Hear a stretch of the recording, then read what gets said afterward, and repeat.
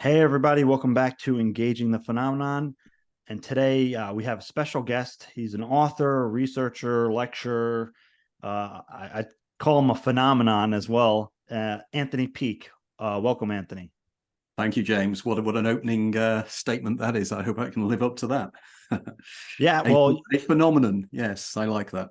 you're for anybody watching and listening, you know, Anthony has written books like The Hidden Universe that deals with non-human intelligence, the Damon, Cheating the Ferryman. If you're interested in like very deep consciousness studies that are not just deep consciousness studies, but thoroughly researched and with sources cited, which is so important. And I mean, you could read one book and be reading through the sources for months, to back up the research. And I think that is so important, and I appreciate that. So everybody definitely go on Amazon and just type in Anthony Peake. You're going to see all his books come up. He has his own books. He's read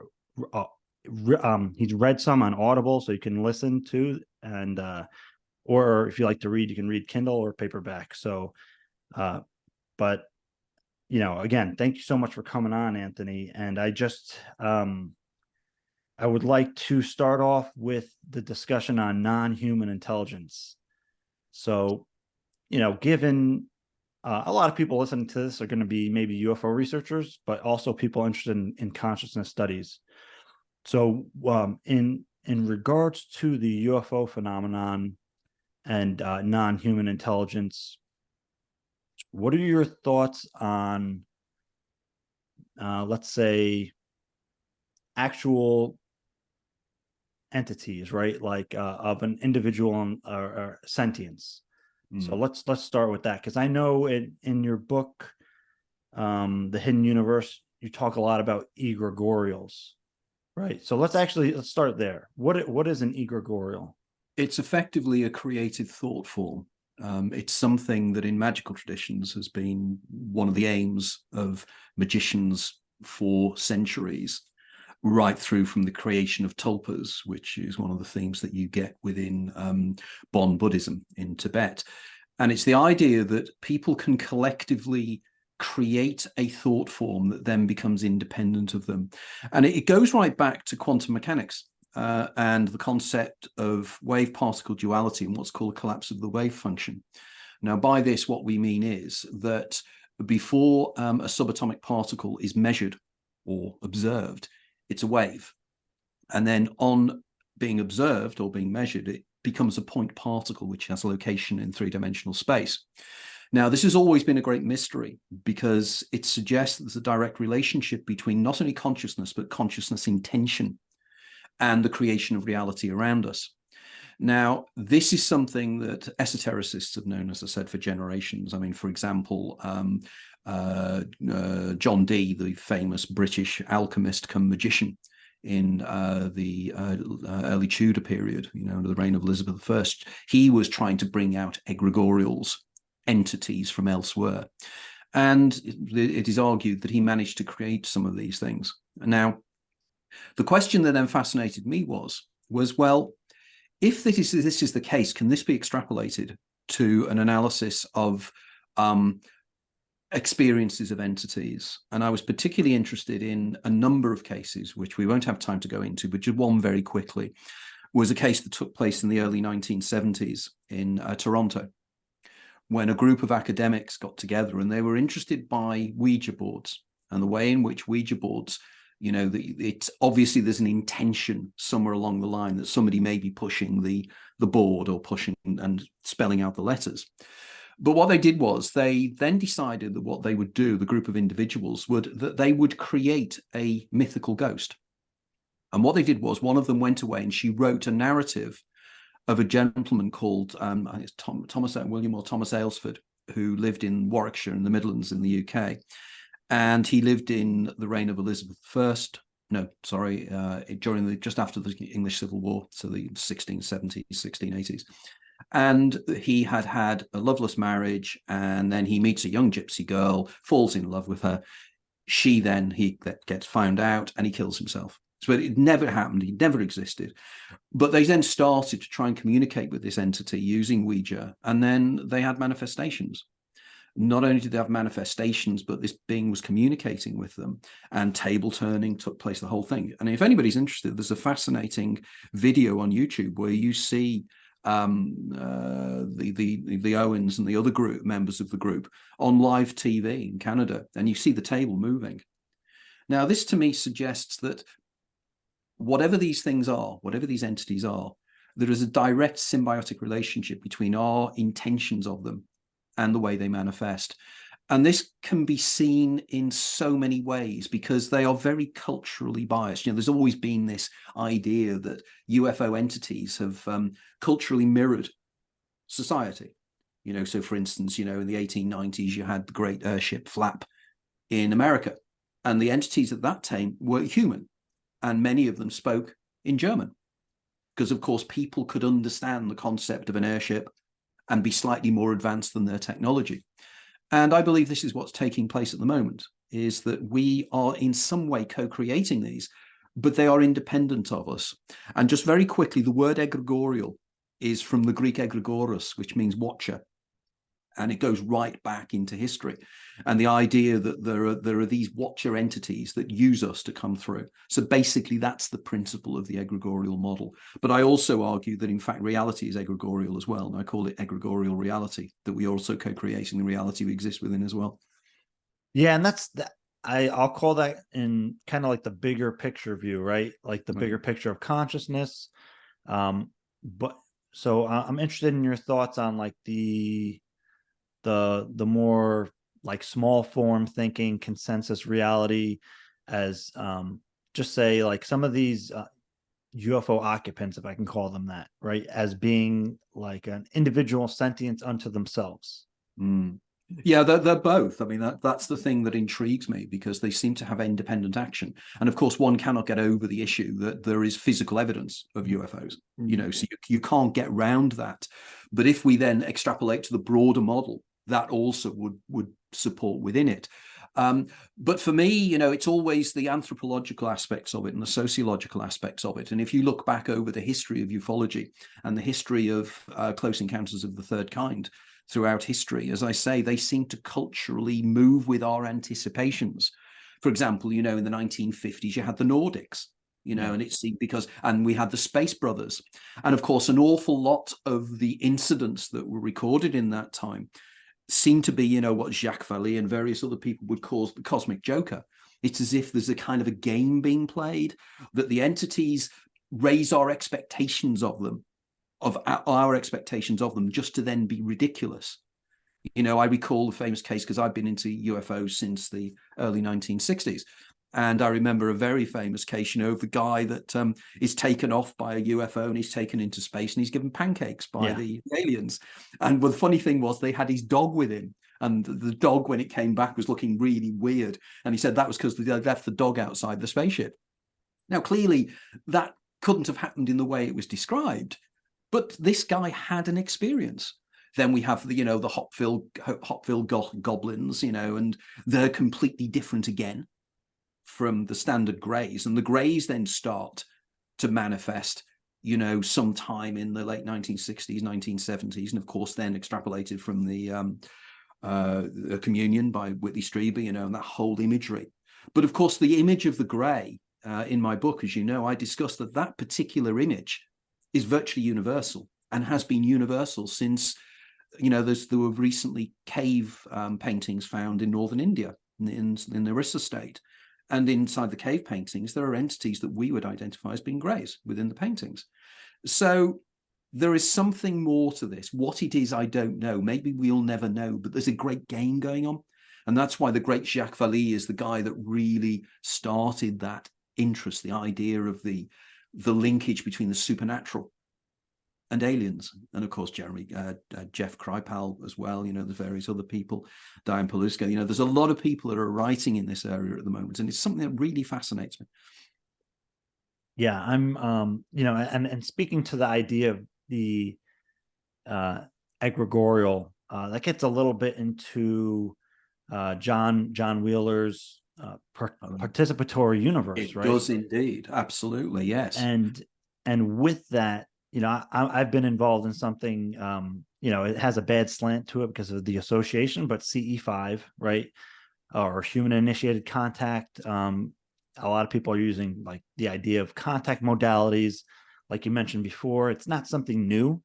That's almost just like one of the newer frameworks in the last few decades of talking about this, almost the same kind of thing, because a group of people will go out and do like a meditation with the intention for contact with non-human intelligence, and there's interactions, right? And there are interactions that are not just subjective per se. Of course, there's a huge subjective element, but then there's a component which is objective, which could be recorded on camera, and I saw this actually happen when I spoke at Contact in the Desert last summer in Southern California, and there were a group of individuals that had gone out to make contact, and they came back with film on their cameras and phones of moving objects.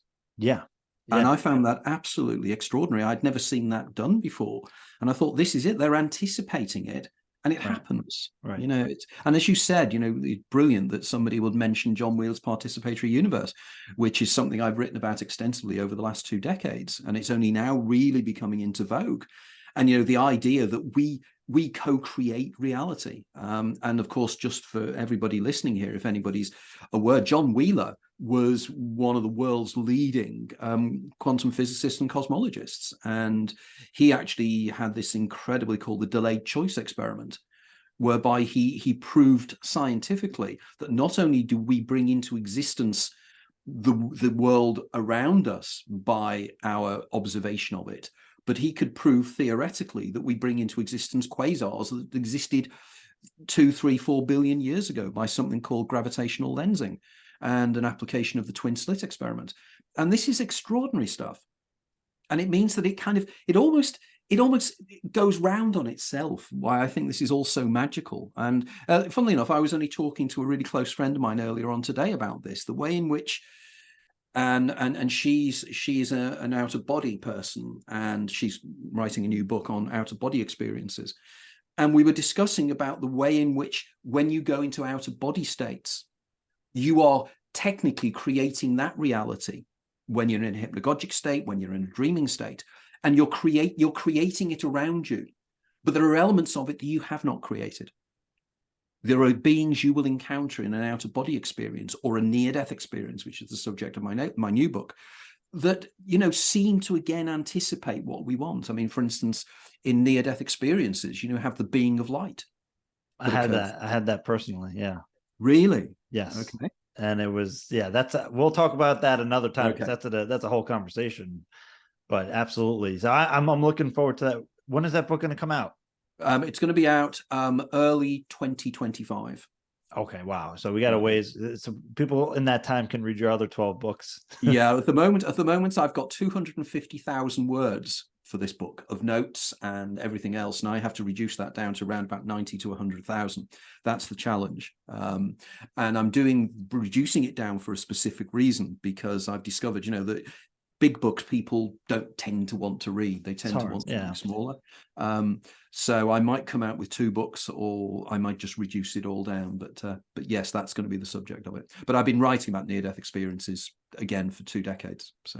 And even Robert Monroe, the Monroe Institute, who kind of popularized the out-of-body experience, at least the term, that modern terminology, had reported in his books that he would encounter these entities, right, that he explained, again, his perspective. I'm not saying I share the perspective. It's an interesting one that comes up time and time again, that he's encountering these entities that psychically feed on humans, right? Yeah.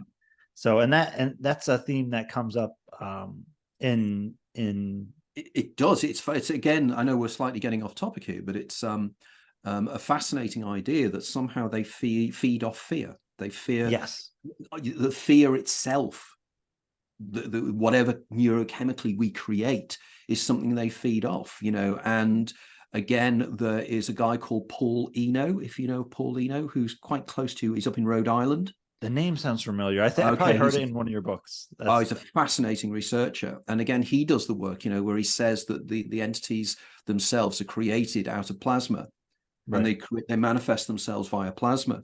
And he's been a ghost hunter and researcher for many, many years, and he's actually seen these manifestations take place. But going back again to Robert Monroe, you know, again, I wrote a book called The Out of Body Experience a few years ago, and I researched in great depth the what happened with Robert Monroe, and it's quite intriguing. I mean, he used to travel to a place where he used to encounter a version of himself, which he called I there. And Wow. I there, and there was an extraordinary case when because he used to just drop in to I there's consciousness, who was a version of him living somewhere else in this other place. And he said he once found himself, he went into an out-of-body state, floated up, and the next minute he finds himself in I there's body. And he looks out of I there's eyes, and he's in a business meeting in his house. And he's having a business meeting with a businessman, and he's pitching for a business.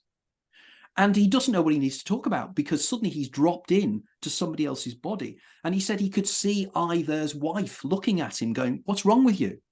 Now, of course, we know from mediumship, there is a term called drop-ins. Yeah.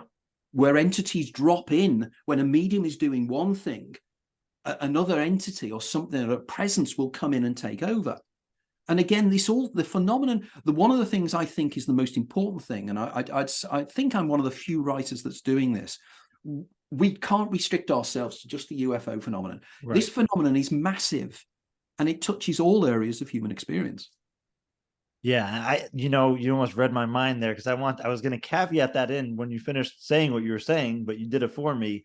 Was that, I think it's more apparent today that, you can't, when we're talking about the UFO phenomenon, all of these things intersect. All of these things are coming into the same conversation. And it's not just like us here on the outside talking about this, right? Obviously, Jacques Vallée was a little bit involved in the Stargate program, the remote viewing program. He was assisting them with that. He was involved with NIDS, the National Institute for Discovery Science, which Bigelow was researching UFOs. But this stuff kept coming up. So Vallée especially was saying that we can't,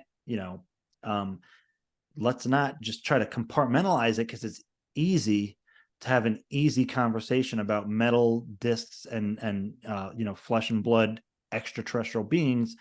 Something stranger and more extraordinary is going on here. So let's look at all the data as it is, and have that inform our research. And again, it's like I said, this is not an outside conversation of just woo-woo researchers. The Department of Defense, the DIA, they were generating, research reports on this stuff and slides, infamously slide 9, which is talking about, non-human intelligence and its apparent psychotronic effects, but also what we would call psychic effects, remote influence. And again, I have the slide actually here. I always keep it around, and it's talking about all these effects. This is a DoD slide from ATIP, Advanced Aerospace Threat Identification Program. And what's important here, it says what was considered phenomena is now quantum physics.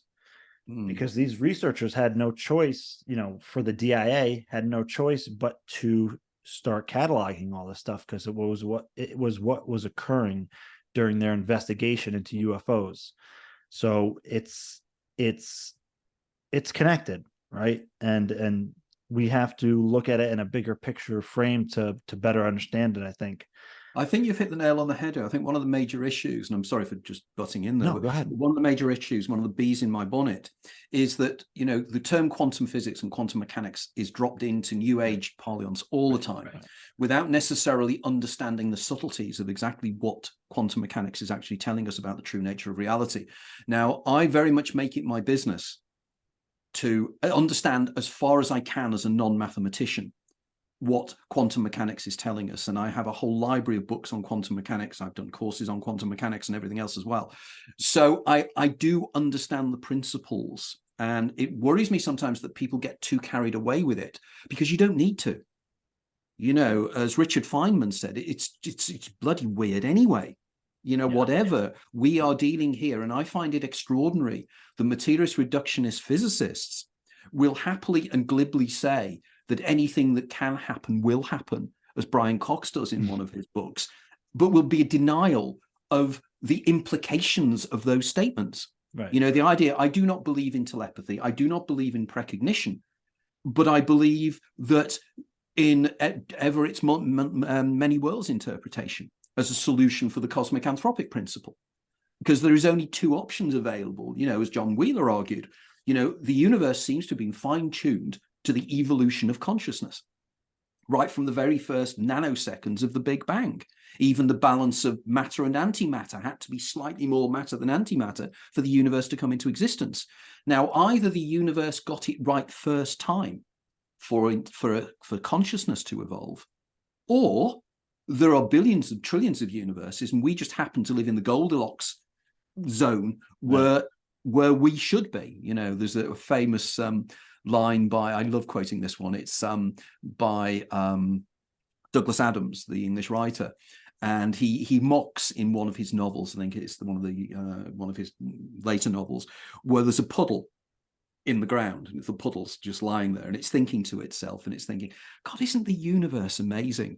Here I am lying in a puddle that's exactly the shape of my body. It's got to prove that there's design going on, and the sun comes out and he evaporates.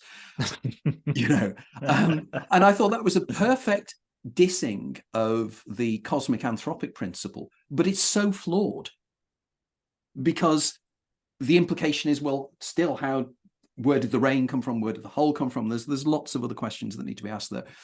We need to build bridges on this. There are a group of my friends and I, we are doing real research into DMT, dimethyltryptamine, and entities. I've got friends who are involved in the research at Imperial College in London at the moment, where the volunteers are taking DMT and encountering entities. Not only are they encountering entities, but the entities are reacting to them. Yeah. I'll give an example. One of my associates, he took the DMT intravenously, finds himself in the DMT cage, and an entity comes over to him and prods through the cage and said, you shouldn't be doing it this way. He then comes back into his normal physical state. 2 weeks later, he takes the DMT again, goes back, he's in the same location, the same entity comes over, pokes him again and said, I told you last time, this is not how you should be doing it. Now, as he said to me, either that entity was independent of me in some way and had self-motivation, because he was telling me things I didn't want to hear. So if it was part of my subconscious, there's something far more complex going on here. So, we have the machine elves, we have lots of these areas all overlap. Did he get an impression of how he should be doing it at all, or there was nothing after that? No, unfortunately, it didn't then tell him how he should be doing it. I suppose the argument is that they were doing it chemically. Right. So, whereas there are ways of doing it endogenously. For example, in one of my books, I discuss how there is evidence that the brain synthesizes endogenous dimethyltryptamine from within the pineal gland, and how that process may happen neurologically and neurochemically. And again, it is fascinating that if it is this case, because we know that DMT is in the human body, we know it's in the stomach, we know it's in the liver, we know it's in the spine, but it's recently been discovered, you may be aware, you probably are, research at the University of Michigan in 2017, I think it was, there's a Japanese-American researcher called Jimo Borjigin, and they discovered for the first time DMT in the pineal gland of live rats. So that's the first time that DMT has been discovered within the mammalian brain. Now, the question is, why was it there? Now, there is a counter argument to say that it's a neurotransmitter. And as Rick Strassman said, in his book, the God Molecule, he turned around and said, that DMT is our reality modulator. So what we need to realize is that the reality we perceive is being modulated by a chemical. So everything we perceive, including the aliens, is being modulated by something at a different level of reality. I hate to use the term dimensions because I get very annoyed when non-mathematicians use the term dimensions. It's a very specific term. But there is still the argument that there could be entities outside, say, in the fifth dimension of space-time.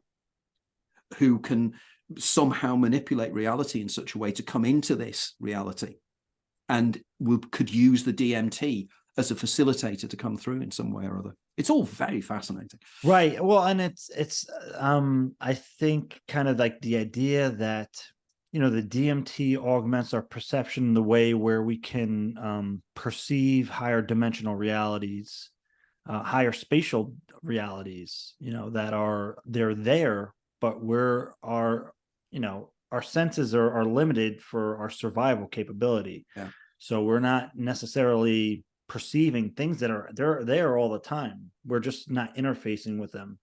Well, I use the argument in terms of how perception works, because, you know, I have a great deal in my books about perception, how vision works, how the brain processes inwardly the visual system in the darkest part of the brain, and how that, not how it works, because we don't know how it works. Right. And anybody that says they know how vision works is nonsense. You know the mechanisms, but you don't know how the brain then recreates a visual world that's three-dimensional from an image taken from the back of the retina, which is inverted and postage stamp sized. But I use the idea now, it's again people like Aldous Huxley. As you know, I wrote a book called Opening the Doors of Perception, which is based upon the Aldous Huxley ideas. And the idea that, you know, the brain is an attenuator. The brain is there to take out information, as Henri Bergson, the French philosopher, argued. In which case, as you quite rightly say, we are programmed to exist and survive within this attenuation, this simulacra, this creation that the external universe is, that we think is somehow out there, and it's not out there, it's still in here.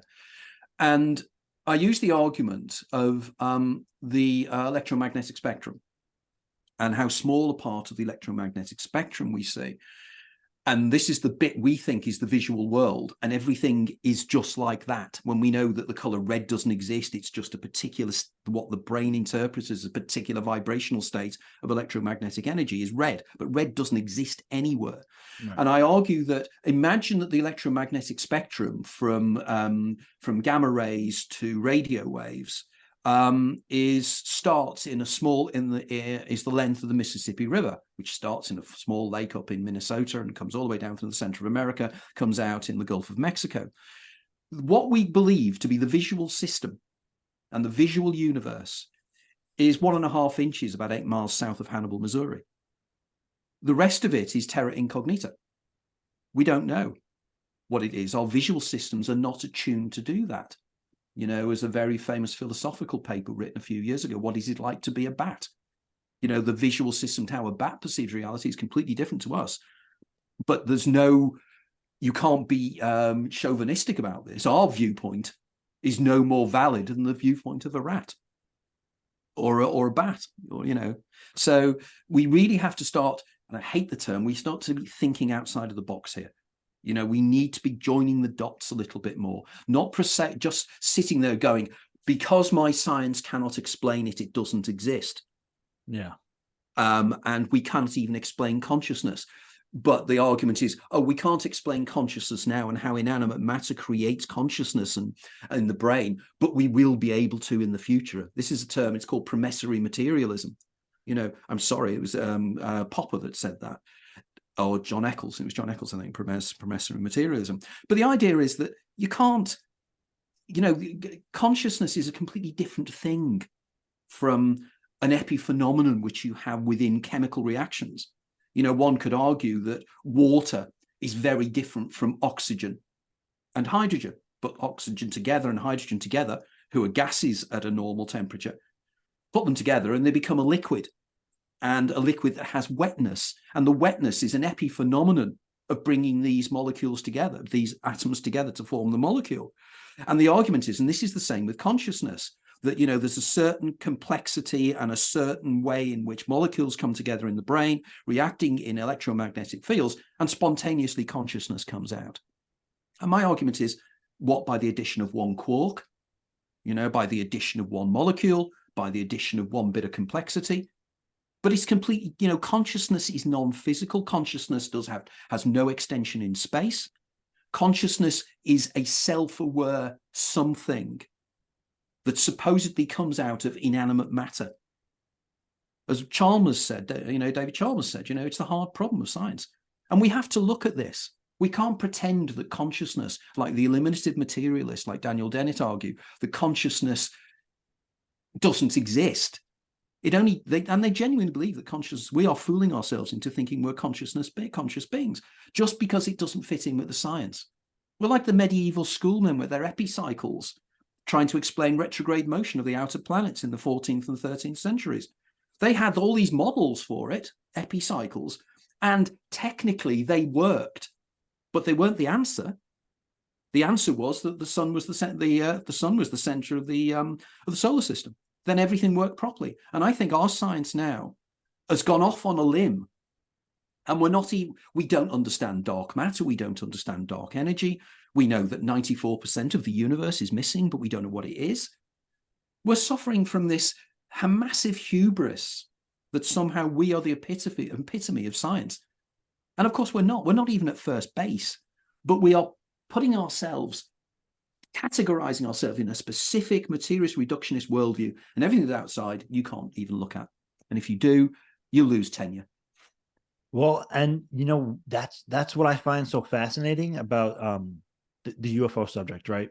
I've often said that UFOs are like the bridge between physics and metaphysics, because you have these physical object, a UFO, entities, whatever, even a crash retrieval. You have objects that you can record on camera, you can track on radar, but they're demonstrating properties which we would consider metaphysical: telepathy, teleportation, right? So it's a bridge there. And I think what's going on right now with the current UAP disclosure, if I can call it that, the current UFO disclosure process, is that it's acclimatizing our society to this much bigger picture, in which I think that the consciousness is the really kind of big thing, but this is like the stepping stone to that. And that's why I think it's so important, because the UFO disclosure and acknowledgement and confirmation is allowing people to have that pivot, that we have this physical object that's doing XYZ. We can observe it clearly, technologically, right? So that's why I find the UFO fascinating. So the UFO subject so fascinating and important. And it's something I have firsthand experience with, so I understand it on that inherent level. Because again, almost similar to John Mack's Passport to the Cosmos. Once you have that kind of firsthand experience, there's no going back. You just have like a gnosis, right? An innate knowledge through this experience of that the universe is much, much greater. And again, some of these UFO reports and accounts involve crash retrieval and retrieval of technology and potentially entities. I don't want to go too deep on the woods on that in this discussion, but more so just to the idea of, do you think that we have something to learn from interactions with non-human intelligence? I would think self-evidently, even if it was just so they could tell us their ontology, they could tell us what they are or what they think they are. It is of profound importance, because we live in a universe that's so vast, and so curious and strange. And these entities are part of that. And one would assume that they have been round maybe longer than we have in some way. Of course, there could be a counter argument to say that we're nothing more than slime on their boots, that we are so non-thinking that they wouldn't wish to communicate with us anyway. But that self-evidently doesn't seem to be the case. The very fact that they are interfacing with us, and again, I was discussing earlier with this friend of mine, and we were discussing about hallucinations and how people, your whole world, you said your whole worldview changes. All you need to have is one esoteric, strange, peculiar experience, and your whole reference goes. And people then think you're insane, or think you're weird, or think you're odd. But you have had you have seen something that, as far as you're concerned, was real. And my counter argument to that always is, we don't even know what real is anyway. So to just dismiss an hallucination is ridiculous, because again, the same argument goes that science is not at first base in understanding what hallucinations actually are. We don't know. You know, I've always argued that you hallucinate an entity. That entity, there are two hallucinations going on there. If the entity is standing in front of you, there's a hallucination of the entity itself, but there's also an hallucination of occlusion, because the entity is blocking your vision of what is behind the entity. So there are two things going on here. Now, and then you have the third thing. If it is brain created, how does the brain project into external three-dimensional reality an image? And who in the brain is doing that? Who is the script writer? Who's the bricoleur that's creating that narrative? You know, it's all people. I always think that what happens is people see a simplistic solution, and then scientists come along and they come along with a more complex solution, but they don't dig any deeper. I call it idiopathic science, I should say, whereby we don't really know what it is, but we'll give it a nice label, preferably Latin or Greek, to confuse people. And, you know, it's like I deal a lot with something called idiopathic epilepsy. Individuals that have epileptic seizures, have epileptic hallucinations and everything else. And they get diagnosed, and the doctor will say, oh, yes, you've got idiopathic epilepsy. And you go away and think, oh, at least I've got a diagnosis. Idiopathic means we haven't got a bloody clue what it is. That's what the word means. And it's the same with science. We don't know, and we don't understand even the basic principles of wave-particle duality. We don't understand what's going on there. How can it be a particle and a wave? And how can it become a particle or wave depending upon whether it's measured or observed? You know, that is impossible. But there's so many other impossibilities within science and perceptions is one of them. And these entities and things we see is another, you know, because you know, whatever happened to you, you know, somebody can tell you till the cows come home, you know what you saw. Right. You know, it wasn't marsh gas or whatever, you know. And I just find the hubris is extraordinary. We're missing a huge chance here. And we need to interview people more, the experiences. We need to speak more to the people outside of the neurotypicals, what I call the inside what I call the Huxleyan spectrum. The people who are at the periphery of perception, whose perceptual skills move into the areas that we normally can't perceive.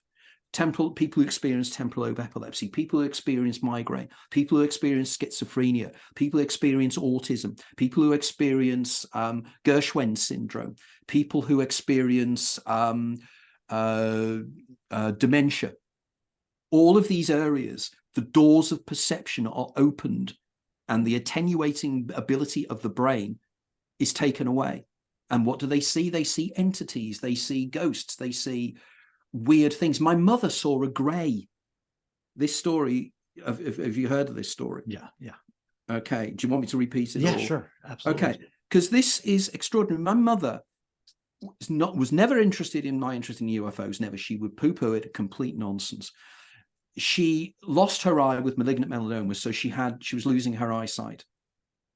She was also sadly developing dementia, which I think is incredibly important, because I got the diagnosis. I had to tell the doctors that she was showing signs of dementia. They were missing it completely. And the reason it was because she was showing signs of something called Charles Bonnet syndrome, which I'll touch on to in a little bit. But she phones me up one morning, and she's really quite disturbed. And she said, I went to sleep last night. No, I'll roll back because it's stranger than this.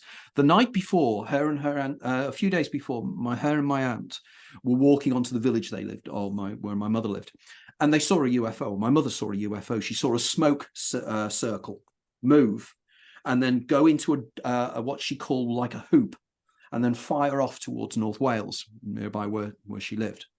And I know that the object was real because a friend of mine contacted me and she saw the object that day from the same location. So clearly the object was real. It was in three-dimensional space. But anyway, a few days later, she phones me up in a real state, and she said she woke up in the middle of the night, and she was in a state, she didn't describe it as this, but it was self-evidently a state of sleep paralysis. She couldn't move. But she said, I noticed that the door to my bedroom was open, and it's never, I always shut it. It shouldn't be open. And she said, I was looking at the door and I couldn't move. And then she said she saw 3 spindly fingers come around the corner of the door. And what she described, this little being, like a child, with huge black eyes, has 2 holes for a nose and a slit for a mouth, looked round the door, saw that she'd spotted it, and it dodged back. And then she went off into the hypnagogic or hypnopompic reverie that she was in. And then she said, Tony, what did I see? And of course, I tried to calm her down, and everything is your imagination, everything else. But she saw a grey. She wouldn't know a grey if it bit her on the backside.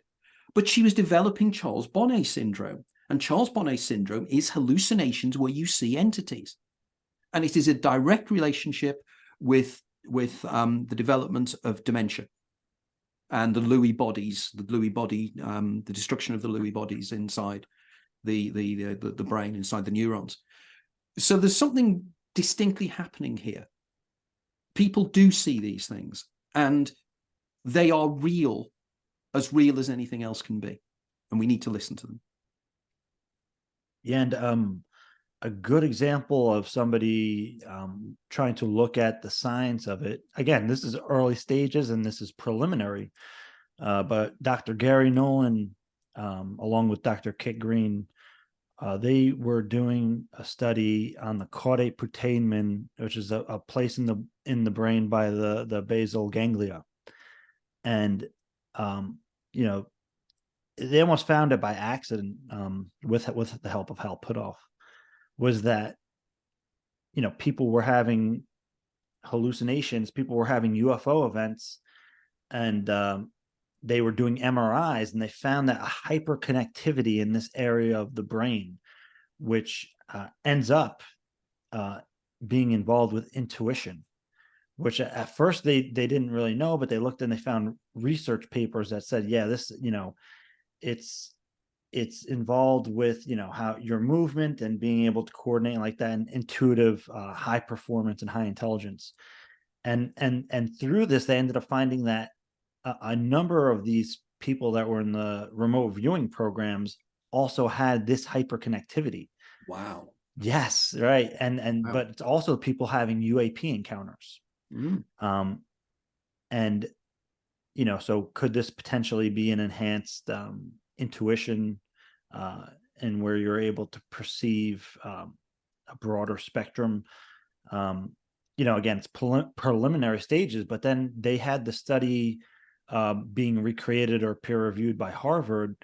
And Gary always talks about you have to do the preliminary research and everything. So they were looking at individuals on the autism and schizophrenia spectrums, right? And their perceptions and the involvement with this. So that's, the studies are continuing, but it's, again, still early stages, but that's a good example of how, the research is being continued. But I wanted to bring up the idea of precognition, right? Because even I had something, during my whole, I can call it a string of experiences, because there was a number of things that happened. But one of them ended up being this kind of, I don't know if it was a precognitive dream or if it was if the UFO intelligence implanted it. I'm not sure. But the idea of, okay, if you have a precognitive event, whether you're awake or you're sleeping, that, where did it come from, right? And that experience is essentially information. So there's information, number one, where did it come from? And number two, how did you receive it? So what are your thoughts on precognition? Right. Yeah. Okay. What I'm best known for is a concept known as cheating the ferryman. And in simple terms, cheating the ferryman is arguing we're all living in a simulation of our lives, and we live multiple lives, like a person playing a third-person computer game has multiple options throughout their lives. I argue that there is strong evidence for this from simulation theory and lots of other areas. So the evidence is there. And as you know, as you said earlier on in my books, I give all the references. So if somebody wants to check out my conclusions, just go to the papers that I cite. And put simply, I argue that we have lived this life many times. And there are two elements to our consciousness. There is the eidolon, which is the in-game sprite that lives for one game, lives for one life, and then dies. But there is the game player, which is the consciousness that carries through from game to game and is effectively our life guide. I call that the Damon. Yeah. Now, I argue that demonic consciousness can be accessed through certain neurological conditions that people on the Huxleyan spectrum that I was talking about before. And within demonic consciousness is the knowledge and memories of all your other previous lives. It's just you can't access it. I just want to start. I'm sorry to interrupt you, but we're talking here about Damon, and people. I don't want them to get the impression of demonic, like a demon. That's a bigger conversation. I understand, but just so people just to be precise about this, the word Damon was literally demonized. Right, yes, absolutely. Damon is a term that was used by the Gnostics and the ancient Greeks. Yeah. It's like the genius. It's the spiritual intelligence. Spiritual intelligence. It is your own higher self, for want of a better term. And I use the word Damon quite specifically because I'm fascinated by the teachings of Gnosticism. Absolutely. In terms of this. Okay. Yeah. So anyway, so the Damon has lived your life many times. And if you can access occasionally, if there's leakage through from demonic consciousness, which I believe exists in the non-dominant hemisphere of the brain, what takes place is that you will get a flash of knowledge or remembrance of an event that's yet to take place. Now, most people will interpret this under the term of déjà vu. Technically, it's not déjà vu, it's déjà vécu, which is already lived. And the idea is that we can access elements of our own future within this simulation, or elements of memories of another simulation that we have experienced, which may not come to pass because our actions then change the for want of a better term, our position within the multiverse. So as Stephen Hawking and Thomas Hertog, I think it was Thomas Hertog, might have been Frank Hartle, but I think it was Thomas Hertog. In the last year or two of Hawking's life, he wrote a paper extrapolating out what he called the top-down hypothesis of quantum mechanics. And in this, he argued that ever since the first moment of the Big Bang, every single outcome of every single decision made by anything is already encoded within a massive, huge simulation. So this is where the term that Brian Cox uses, that anything that can happen will happen. And the argument is that we literally collapse the wave function of each individual reality depending upon our decisions. And we all do that. And occasionally when we collapse the wave function with other people who are nearby us, we collapse the same wave function and we evolve together, or we evolve differently. But all those wave functions, some of those wave functions we will experience beforehand, and that will have elements of the future. So precognition is an ability to remember. So precognition is a remembrance, literally. It's retrograde. It's something that, for instance, the great British playwright J.B. Priestley called FIPS, Future Influencing Past. Because in my books, I argue this, and there's so much evidence for this. Writers and creative people who use information that they glean from their own future to create plot lines. Is this along the lines of retrocausality? It's like retrocausality, exactly. And more precisely, for instance, you're probably aware I wrote a biography of the American science fiction writer Philip K. Dick. And in that, the subtitle of that was A Life of Philip K. Dick, the Man Who Remembered the Future. Because I give evidence of just how Philip K. Dick knew his own future. And he said he did. You know, like there's one classic example, and this is extraordinary. And I'm the only writer that has written about this, even now. You know, I find it amazing that my Philip K. Dick book, you know, was vaguely popular, but nobody really picked up on it. In it, one of the things, I found a letter that Philip K. Dick had written to a pen pal called Gloria Krentz Bush in 1973, 74. And in the letter, he's just discussing normal things. And in the letter, he turns around and he says, last night, I had a series of hypnagogic imagery. I saw undersea cities. And then I saw one stark image, a portly middle-aged man lying face down between a coffee table and a settee. And then he writes in his own hand, because it's typed, but he writes in his handwriting, Gloria, I think I'm becoming precognitive. So that letter, it's there, it exists, it's real. 1981, 82, February 1982, I think it was. Phil had divorced, left his wife Tessa, his fifth wife, but he'd left her and he was living on his own.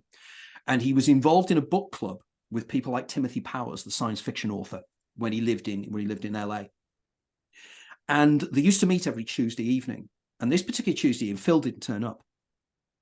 So they went round to his house the next morning and they had to knock the door down. And they got into the room and Phil was lying face down between a coffee table and the settee. Oh my God, no way.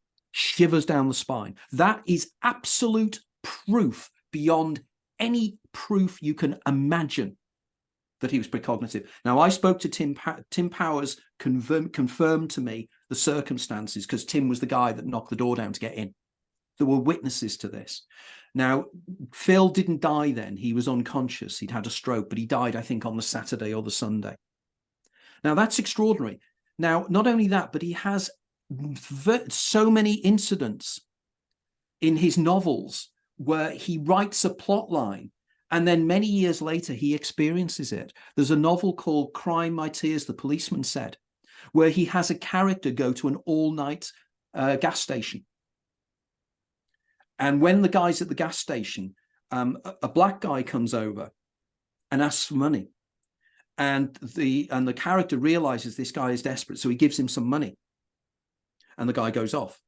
Phil goes to a gas station many years later, and he's in the gas station late at night. And he goes, God, this is like my novel. All I need now is the black guy to turn up. And out the bushes came a black guy, asked for some money, and he gave him the money. Now, Phil said, you can believe me or can you believe me not on that, but that happened. So I've then got example after example of novelists and writers that this happens to. It's universal. It happens to so many writers. This means, like J.B. Priestley said, future influence past, retro causality going backwards in time. But this again is in quantum mechanics. There is something called the interactive interpretation of quantum mechanics. And in this, the guy called John Kramer. And Kramer argues that there are subatomic particles going forwards in time, waves or particles going forwards in time. But there are also ones going backwards in time. Because, of course, in quantum physics, the time arrow is immaterial, doesn't matter. And what he says is that there are the information is coming from the future into the past and the past into the future. Now, I've extrapolated from this and said, imagine that reality is a hologram. And what is a hologram? It's an interference pattern of two waves of light causing an interference pattern. Imagine that the waves coming backwards in time and the waves coming forward in time interface at the present moment, causing a holographic interference pattern, which is the present moment. And we live within that holographic pattern. Now, again, Phil argued he had something he called orthogonal time. And orthogonal time is a time that runs at right angles to this time. So there's the time flow here, but there's orthogonal time that runs off at angles. Something that was put into a very famous movie called Interstellar. Yeah, that was Remember the library sequence? Yeah. The library sequence in Interstellar? That's explaining orthogonal time, Yeah. where he's managed to get a message to his own daughter in the past by pushing the books out the bookcase. Yeah, yeah. And again, you see in that Tesseract sequence, you see how it works in the sense that it's again dimensions of space-time. Right. You know, you have one point and you put it a line, it's a line. You then extrapolate from a right angle from that, you end up with a square. Right angle from that, you get a cube. Right angle from a cube, you get what's called a tesseract. Yeah. And it's the tesseract that he was viewing from the viewpoint of a tesseract, a reality, a viewpoint outside of our timescale, which is mathematically possible. So here we start to look at the science in a much more constructive way than looking at it in isolation. Because if the guys doing this science started looking at what's happening with UFOs, and I genuinely believe, and I may be wrong on this, but I think I am the only writer on the planet doing this. There's nobody else I know that's drawing these areas from different areas and pulling them together. And I keep bouncing up and down and saying to the world, hey, I'm here. This works. This works, guys. Will you listen to me? And everybody goes, oh no, let's read somebody else who's saying they're channeling from the planet Tharg information, that kind of thing. But it does work. It's fascinating. Whether I'm right but it works for me. Works for me. Yeah. And talking about the time thing, I guess I can say a popular theory that's been discussed recently is that some of the UFO intelligence could be future humans, right? So they're utilizing that on a technological level, maybe because they have already reached that point in understanding where they can put that into application, right? Not just as a theory regarding time. More interestingly, right, you can extrapolate from that into the simulation argument, because the original model of the simulation argument was put forward by a guy called Nick Bostrom in, I think, the 1980s or 1990s. I think he's a Swedish mathematician. I think he was at Cambridge. And Bostrom argues that, in fact, we are living in a simulation created by our own future descendants. Yeah. Now, if the future descendants have already created, if we are living in an ancestor sim that has been created by future generations, his argument is really clever. He turns around and says, he goes, if we apply Moore's law to the development of the processing power of chips, Moore's law, or Moore, the guy that founded Intel, said about 1964 that every 2 years the power of processing would double. It's slowed down a little bit now, but of course what he didn't know at that time was about quantum computing, right, and AI. These were things he couldn't put into his model. But if you throw AI into this, you really got an interesting model. So the idea is that if we then evolve, and in 200 years, the processing power will be so powerful that we would be able to simulate a universe in a bottle or whatever, or in a mathematically or within digital information. If we did do that, what would we, as an experiment, populate it with? Well, we know what we do. We create ancestor sims, because that's what we have done with things like The Sims. We'd play with it. And what would we do is we'd find ways of downloading and making the Sims sentient, because we'd want to see what they did, where they went. Now, imagine a scenario that there is a way in which the creators of the simulation can bring themselves into the simulation. And in this, I'm reminded of the section in the movie Vanilla Sky. Do you remember? He's living his life over and over again. The character, David Ames, who is the character played by Tom Cruise. In that, he's a guy living his life over and over again. And what happens is one of the sentient programs is dropped into the simulation to talk to him. And he's in a bar. And it talks to him and explains to him what's happening. It's extraordinary, because I'd argue that these things that I'm saying now, people instinctively know are right, because they're in the zeitgeist, they're in the Weltgeist, they are in movies, they are in so many movies now. And it's because we are preparing, the simulation is preparing us. Who knows? And again, I was discussing this with my friend earlier on today, that we are being programmed to accept this.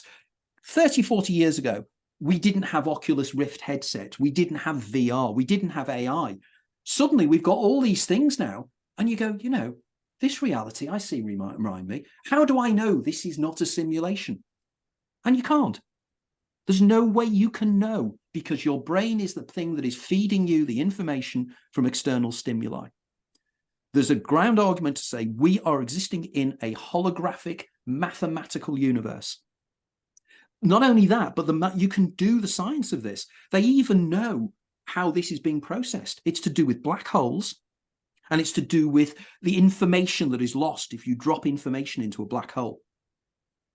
A guy called Craig Hogan at the Perimeter Institute in Ontario, in Canada, they've been doing work on this. They're looking for the pixelation of space. This is how advanced it is now becoming. But the vast majority of human beings are not aware of this. Now, you put that then into the UFO phenomenon, and it's just you and I just discussing now. Are UFOs literally people coming from our future into the past? But unlike other writers, I can do the science of this. I can say, well, you can think about it, but it's scientifically valid. You can argue how that process could work. They could use these retrograde waves and somehow travel on the retrograde waves coming back in time. And it wouldn't matter that they'd come here, because, you know, there's the argument, the grandfather paradox. If I'm a time traveler and I go back in time, you know, or the movie, you know, the thing by his bootstraps. Back to the Future. Yeah, and Back to the Future, that I could change the future by going into the past. But that's not taking into account Everett's many worlds interpretation or their alternatives, because all that will happen is you tread on the butterfly, as in the butterfly effect. You tread on the butterfly or you kill your grandfather. But what happens is then you collapse the wave function of a different universe, which can accommodate the fact that your grandfather died. Right. But your problem still would be, if you think about it, you'll have still killed your grandfather. Yeah. And you still, which means you've swapped timelines, which again is something that has written. There's a wonderful novel called The Garden of the Forking Paths by Jorge Borges, the Argentinian writer, which he argues the same things. And he wrote that in the 1950s. You know, this is part of what we believe. And of course, it's to do with the eternal return, the eternal recurrence, the concepts of Nietzsche and various other people. And my Cheating the Ferryman model literally can answer every single question about this model, every single one. It can explain it all.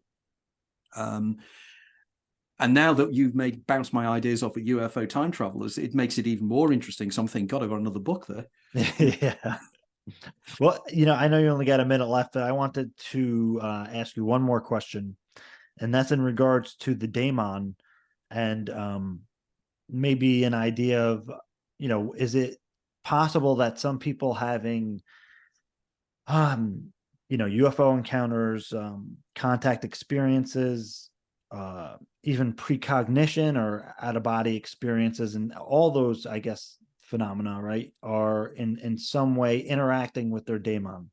Yes, I'd agree. I mean, funnily enough, I've had two fascinating discussions with Whitley Strieber about this.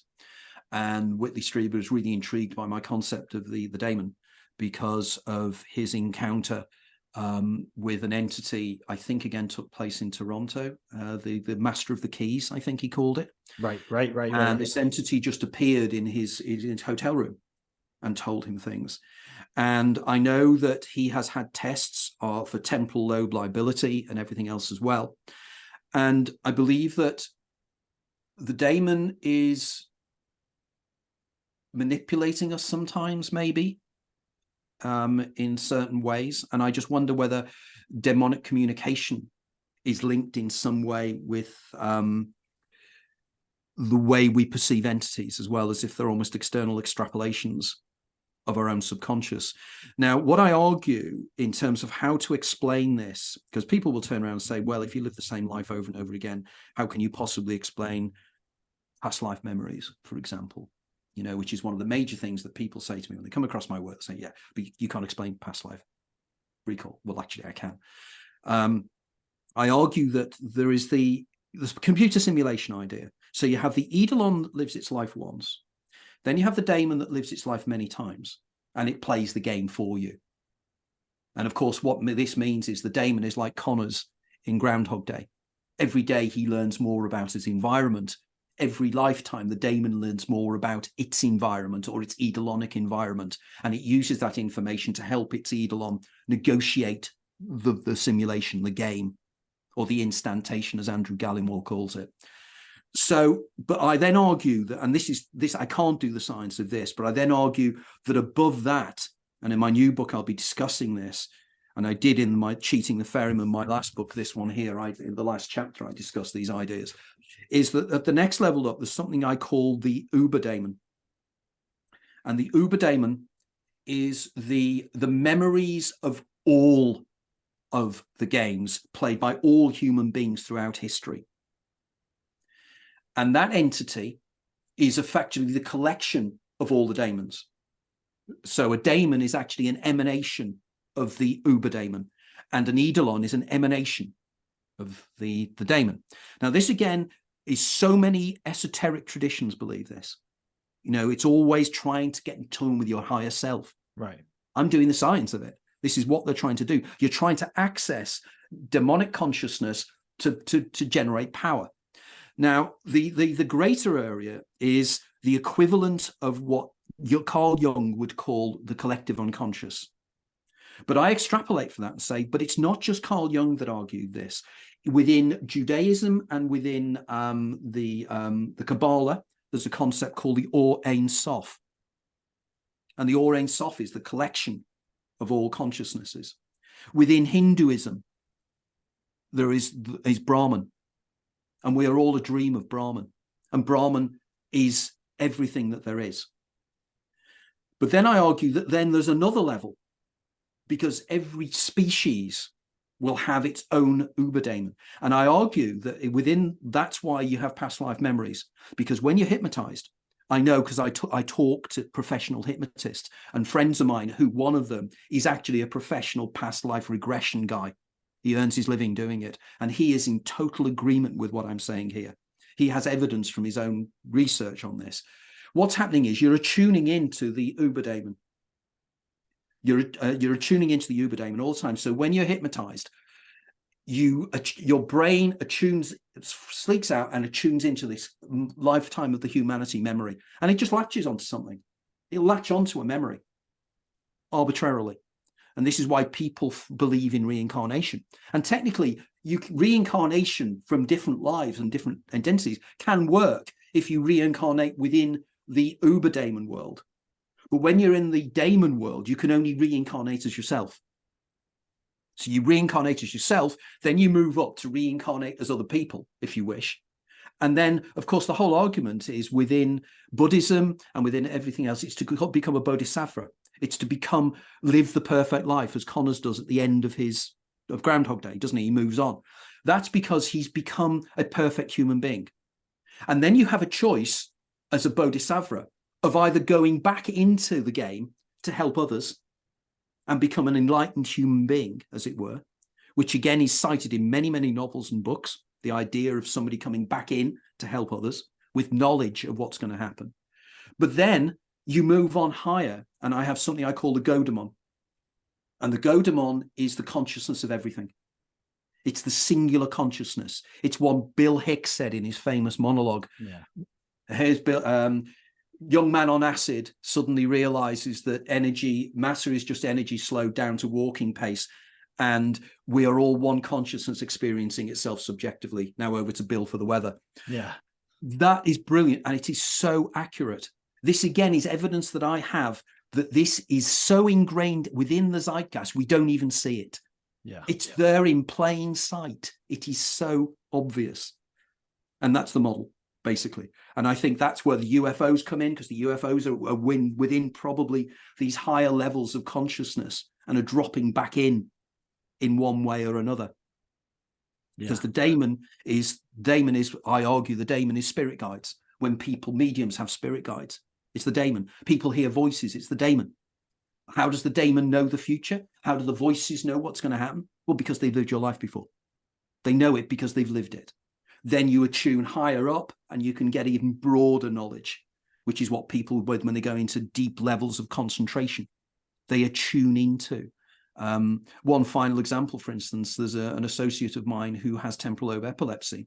And a few years ago, she was given what's called the WADA test, which is they inject sodium mannitol into the carotid artery to deaden the dominant hemisphere of the brain so they can find out how the non-dominant hemisphere works. She told me she felt her personality disappear as the dominant hemisphere lost consciousness. And suddenly this other thing came into her head that was her, but not her. She said it was the universal me. It was the me I attune into in dreams. It was the other me. And then it faded away again as the sodium mannitol wore off. that to me is evidence that my hypothesis has legs. Yeah. Metaphorically. That's incredibly fascinating, and I appreciate you sharing everything you've shared here. Where could everybody find your work?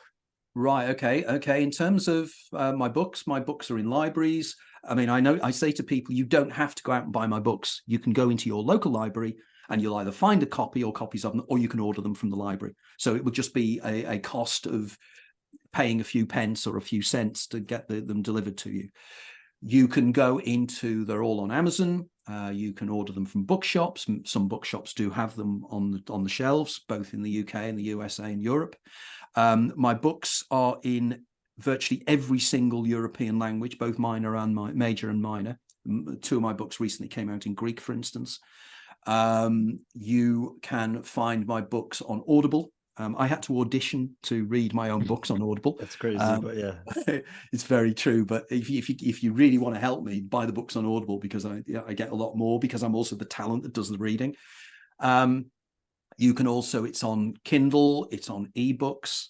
You can also order books off my website, but I would strongly advise not to do that, because just to stress, I'm not self-published. Publishers pay me. I'm not a self-published guy. So it's the publishers that do the driving and the marketing and everything else as well. They pay me in advance and I write a book. So that's why I'm not that bothered if people go to libraries.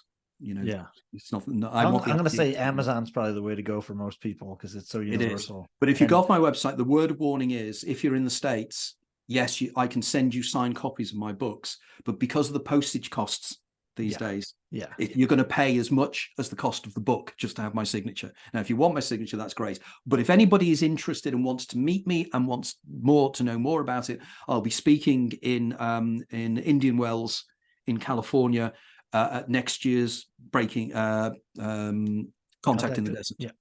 And I will, at the moment, I'm in negotiation, so it looks like I might actually be doing Thursday, Friday, Saturday, Sunday, and Monday. Oh, wow. So they've asked me to do an additional day on the Thursday, and I'll be talking about quantum mechanics and wave particle duality. We're still negotiating that, but come along. It was great last year. And you do have a YouTube channel people can check out too? I do. I've stopped the YouTube channel now. All the material's on there. But I find that, I've decided that probably I've got enough material on there now. But yeah, the YouTube channel's there. I've interviewed virtually so many people, from Jeff Kripal, for instance, that you mentioned earlier on, Whitley Strieber. I think Whitley Strieber did interview me. But anyway, I've got virtually all the researchers in this subject matter that have been on there at one stage or another.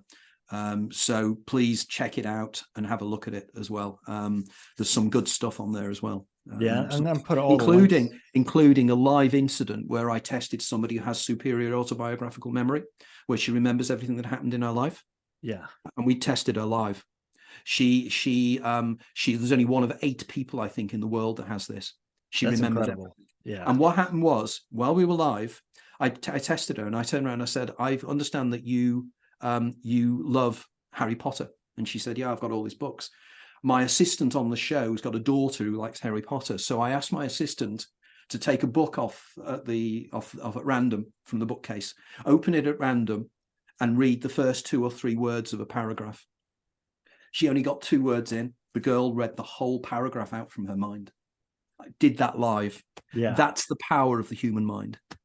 Yeah. And that's a great note to end it off on, because, again, this channel, I explore, UFOs and contact, but very much human potential, and with that consciousness. So, thank you so much for coming on. I definitely hope to have you on again, because this is a fascinating discussion, and I really appreciate your work, and I'm going to continue going through all your books categorically. And I thought, just to say, James, as well, it's a delight to speak to somebody who actually knows his stuff as well. It's really, everything I was saying you were picking up on, you were aware of as well. And that makes it so much easier when you're being interviewed. And it means we bounce off each other. And some of the comments you made, I found absolutely fascinating and very interesting. So thank you. Appreciate that. Thank you. Yes, sir.